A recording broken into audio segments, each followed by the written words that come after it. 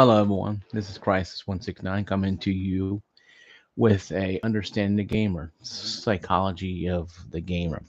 This episode one is going to be about since it happened 23, 22, 20 years ago, plus years ago, the Columbine school massacre happened.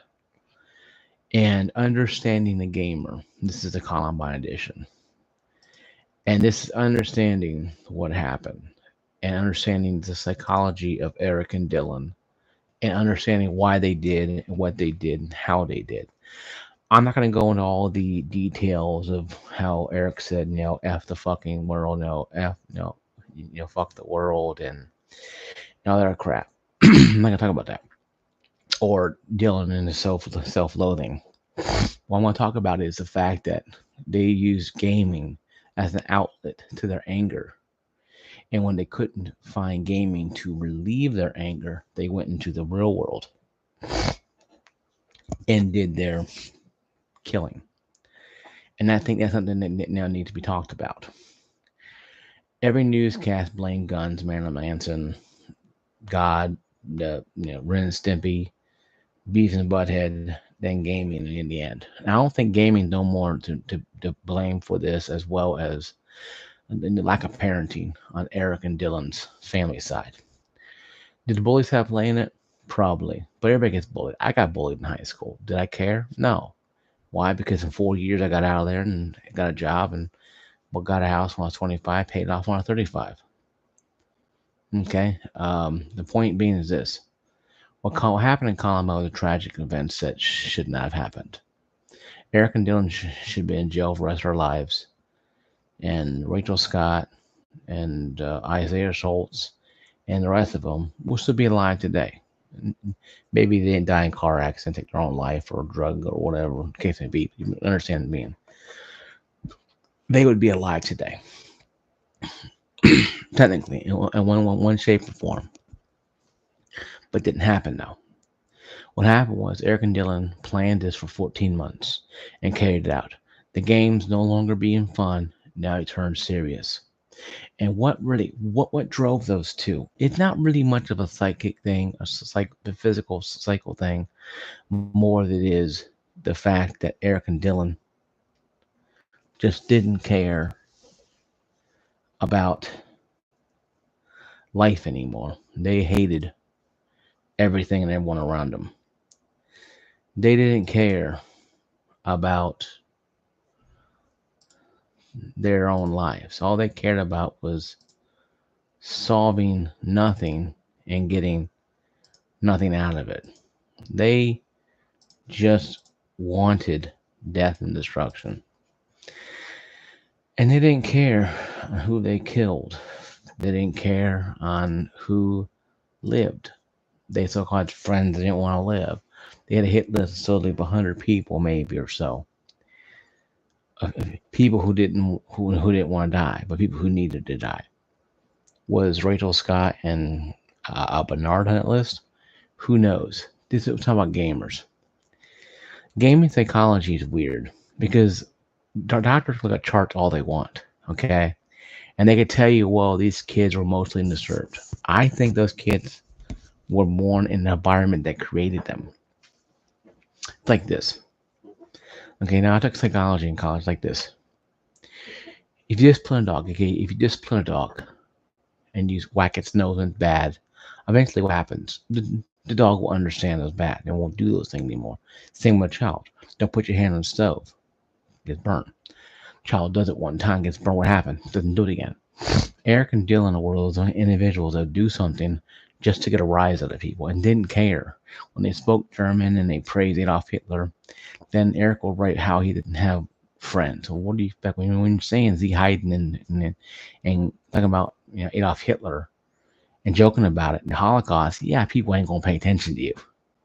See, they brought their own problems on themselves. I'm not saying that bullying didn't expedite things, but it also didn't sit there and create the problems in their mind. They did that all on their own.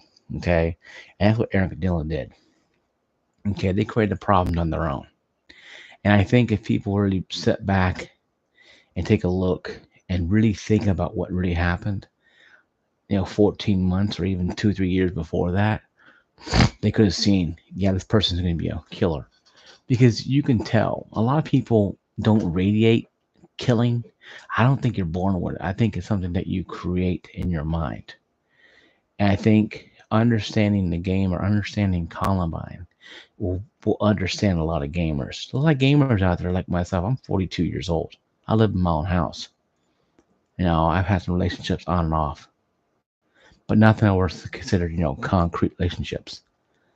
But I have a good, stable family background. So did Eric and Dylan.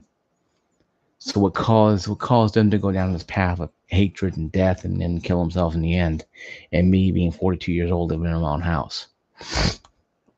I think as paths we take as individuals determine our outcome. Not just us, outcome of everyone around us. You have to understand though, psychology takes self. Sociology takes everything, the whole society. I think Eric and Dylan were a product of their society, their own belief that they're because Eric used to play soccer, Dylan used to play drums. They were musicians and or sports person, so they had understanding, but they just didn't click, in the crowds and in the groups. No one in school, even to this day or back in '99, could tell you their high school was 100% great. Everybody got bullied. The big, cool, big jock, may have different pecking order than the small, nerdy guy going to class. High school hierarchy.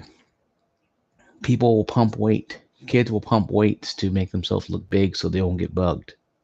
Because people bug people. That's just the way it is, even at work. I mean, it's not like it's crazy, with all these laws now in fact that you can get fired and thrown in jail now or get thrown out of school for harassing people. I think it's kind of silly. But it was because of things like this in Columbine that caused all this stuff. And how does it relate to gaming, you might ask, or Crisis? Well, it is.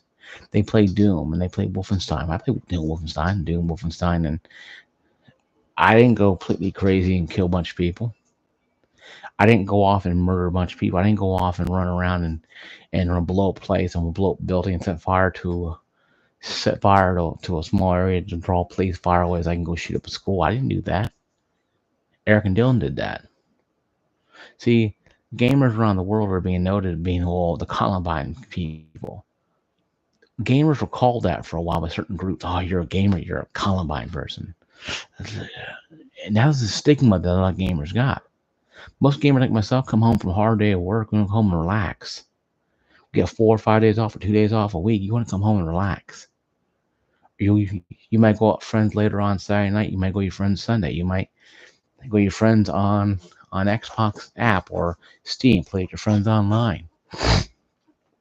See, people think gamers are just lazy people who don't do anything. Hell, most of us have families and houses and mortgages and responsibilities. But I think understanding the psychology of the gamers, understanding what really happened. Hey, Box, buddy, and understanding the psychology of the gamer, understanding what really Columbine happened. Columbine wouldn't happen because of Doom or Duke Nukem or whatever. It happened because Eric and Dylan, mostly Eric, hated the world and hated people around him. He despised everything, including himself. Mostly more Eric, mostly more Dylan and Eric. See, Eric was a narcissist, but also a sociopath, like Bundy and MBK and many other serial killers out there. Eric fit the mold. People may ask, well, if the Columbine didn't happen, what Eric would do? No, he couldn't go in the Marine Corps because of a medical problem. If he did, he would probably gone in and never even cared. See, small things change. So what happened if Eric just didn't do Columbine and went to work at Black Pizza the rest of his life? He probably did. He probably would have, but it didn't happen. See, the gamer is given this Columbine moniker. Well, we're all Columbine people because we're all gamers. No, I think what makes somebody a Columbine is somebody who goes out there foolishly thinks that killing a bunch of people or killing himself is going to give them fame and fortune and glorious what they want. And all it does is give them absolutely nothing in return. It gives them a drop of ink on the front page, and then all they get to the back page where the funnies are at, and that's it. They're no longer the moment. And I think if teachers were armed, it wouldn't have happened. But I think we taken God out of schools. We've taken common sense out of school. We've taken normal things out of schools now and put in weird crap that no one cares about. I don't care about the schools today. I don't care about learning about my identity. I care about learning about math and writing and reading. Musical theater is awesome. Football is awesome. These things are great to have. But we need to learn about ourselves. And I think psychologists should be in schools. I think people should have degrees in psychology because a lot of kids out there home that none of mine's messed up, whatever. And to understand the gamer is to understand why gamers go into this world of make believe.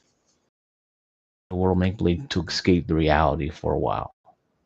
Like you watch football game, you're not Joe Montana, you're not throwing that touchdown, but you're watching it, living vicariously through him throwing that game-winning game, and you get up and you jump and you roar.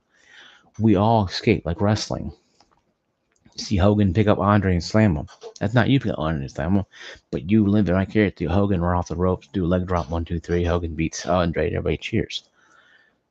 See, we live vicariously through people that we look at, even movie stars. We see John Rambo around shooting a bunch of Vietnamese and running around and see Robocop shooting the bad guys and doing the gun twirls and putting it back in his.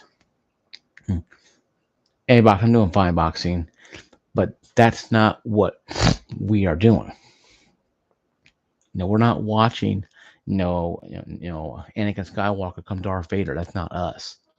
That's a fictional character in a book, in a movie, becoming Darth Vader, and you know, destroying the Jedi and ruling the Empire. This is what we all use imagery in our lives. You might use it in literature, video games, movies, sports, even TV shows. If you think you're some lady sitting on a podium singing about Smelly Cat and Friends, well, you're living vicariously through her because maybe your job sucks. You understand the riff of the I'll be there for you, and you understand that riff. Your job stinks and you hate everything, but you come home for that 45 minutes to an hour after a hard day of work, and you see them. Hey, these people are going through the same thing I'm going through. I can relate to them. That's what it is, guys. We all pick imagery out there to take something from our lives and image somebody else. Like, Al Bundy and his life, Married Children. I love the TV series. Great TV series. Al Bundy comes home. And did a biography about married children one time. And I know it's off topic, but it kind of goes in imagery. And one guy came in and said something about he mailed in and said, "Yeah, my life stinks. My wife doesn't love me. My kids don't respect me. But when I turn on married children, it doesn't matter how bad my life is. Al Bundy had it a lot worse than I do." And that's imagery he uses to get through his day. So everybody has imagery, folks. It ain't just gamers that use this. Even business people, even anybody out there. I want to be a scientist. I want to be a doctor. So you look at doctors on TV and you watch biographies about scientists and doctors and you put yourself into that thing. You use imagery. We all use imagery to put ourselves to something different than our life is. You might be a burger flipper at McDonald's, hate your job because, whatever reason. You see a truck driver, but you can't become a truck driver for whatever reason. Your image is that truck driver. So you might buy truck driving games. You might play truck driving. You might watch documentaries about truck driving. But you don't do that job. Then maybe you can't. Be a wife and kid and you can't travel that much because your wife and children. Whatever. But the point is, we all use imagery in our lives to counteract the negativity going going in our lives. And I think we need to step back from that sometimes and look in the mirror and say, you know what? My life is a rut. but I have to fix it. Because using imagery, putting on the headset of vicarious is not helping me. I need to solve my problems, drinking problems, eating problems, sleeping problems, drug problems, whatever problem it is. You can solve it. And Eric and Dylan did never solve it. Eric and Dylan never got help. Well, Dylan got help, and Eric did too, but it wasn't the help they needed. They needed to sit down and have a real discussion about why they did stuff. And supposedly they did, but they only told the psychologist, what they needed to know. No, not what they really they really needed to know. And I think that could have changed lives. But then again, though, in the end, I think Eric and Dylan did it because they wanted fame and fortune. They wanted that 15 minutes of fame, and they got it for a while. Then slowly went away. Then happened 9/11 happened, and totally went out of the way. And then every night, every 420, we do a little memorial, a little ding a bell, whatever, and we give the homage to what happened to the loss of April 20th. But we don't put in our minds what Eric and Dylan did and why they did it. Were they victims too? Were they suffering? Did they have problems? Obviously, they had problems because they killed 13 people. But blaming games for them is like me blaming Friends or blaming the McDonald's ad to make me fat. It doesn't make sense. You get laughed out of the courtroom. So I think gamers need to accept the fact that we're gonna have that stigma. Okay, we're gonna have a stigma. The gamer is going to be a stigma of imagery and living through something and being the Columbine gamer, where, like I said before, previously, about 10 minutes or 5 minutes ago, you watch wrestling. No, you're not no, you're not Scott Steiner doing the Steiner crime on somebody. You're not Troy Aikman throwing that winning touchdown in Super Bowl. You are not Hogan leg dropping Andre Giant WrestleMania 3. You're not on the Friends set singing Smelly Cat and making millions of dollars. But we use imagery to escape our lives. And I think Eric and Dylan used games to escape. But once games didn't work anymore, once they couldn't escape the hatred they had, they started spilling outward. Until 1/4/20, they went into a school and killed a bunch of people. They killed themselves in the end. So understanding the gamer is understanding the psychology of people around you. Yeah, you might like Britney Spears albums or Eminem, but it doesn't mean you're Britney Spears or Eminem. You might love, you might love watching keeping up with the Kardashians. That don't make you a Kardashian. They wouldn't know who you were if you came to their house and delivered them a pizza.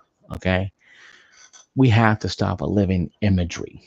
Like I play Helldivers too.